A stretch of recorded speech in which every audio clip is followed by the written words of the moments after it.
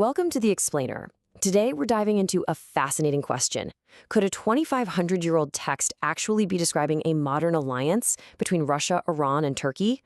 We're going to unpack this ancient prophecy and see how it really stacks up against today's headlines.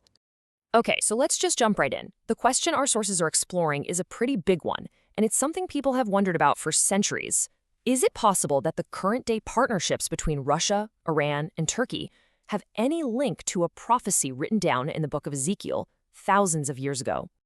To even begin to compare the two, we have to start with the original text. So we're heading straight into chapters 38 and 39 of Ezekiel, which detail a future conflict that's famously known as the Battle of Gog and Magog.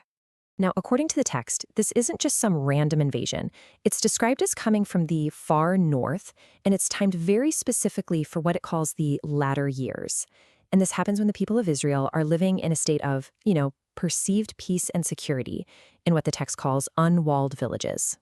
First things first, let's get our terms straight. Who exactly are Gog and Magog? Well, the sources point out that in the original Hebrew text, Gog is a person, a leader, from a place called Magog. But over the centuries, as you can see, tradition has kind of bundled these names together to mean something much bigger, like a whole confederation of hostile forces. And this is where it gets really interesting. The prophecy isn't vague, like an enemy from the north. No, it gets super specific. The text actually lists out a roster of allies.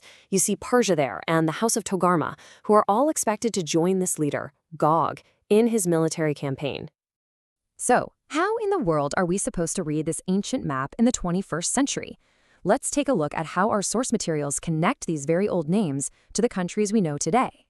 The sources we've looked at draw these pretty direct lines, mostly based on where ancient tribes settled and what historical records tell us.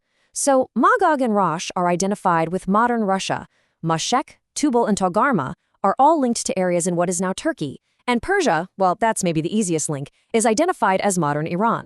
But, and this is a really important detail, it's not all so cut and dried.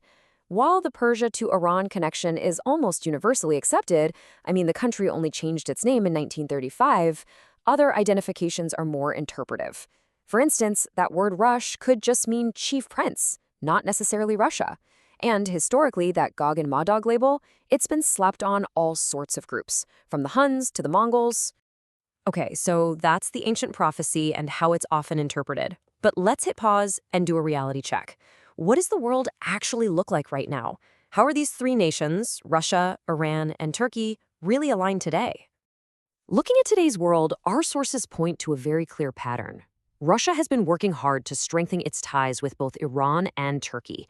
And we're not just talking about photo ops. This is real cooperation. It spans military sales, massive energy pipelines, and coordinated diplomacy, all aimed at boosting Russian influence in the Middle East and, frankly, challenging the West. So this brings us right to the heart of our explainer. We've got the prophesied alliance on one side and the modern-day one on the other. How do they actually stack up when you put them side by side? And here is the crucial difference.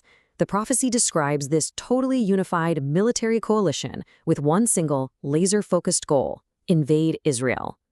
But today's reality? It's way more complicated. What we have is a tangled web of strategic partnerships. Sure, Russia, Iran, and Turkey work together when it suits them, like pushing back against Western influence, but they also have their own very different national interests that often clash. Okay, so if the alliances don't line up perfectly, what about the ending? Let's look at what Ezekiel says is the ultimate fate of this invading army. What's supposed to happen? The text is crystal clear about the outcome. The invasion is a complete and utter disaster. The coalition isn't defeated by another army, but by what the prophecy calls divine acts. We're talking plague, torrential rain, fire from the sky. The aftermath is described as so enormous it would take 7 months just to bury the dead and 7 years to burn all the leftover weapons for fuel. And here's the kicker our sources all highlight. An event of this specific nature, on this specific scale, has never actually happened in all of recorded history. So this leads interpreters down two main paths. Either the prophecy is symbolic, maybe representing some larger spiritual battle, or it's describing a literal event that just hasn't happened yet. And all of this leaves us with a final thought to chew on. Whatever you believe about prophecy, it's pretty undeniable that texts like this have an enduring power to frame how we talk about current events.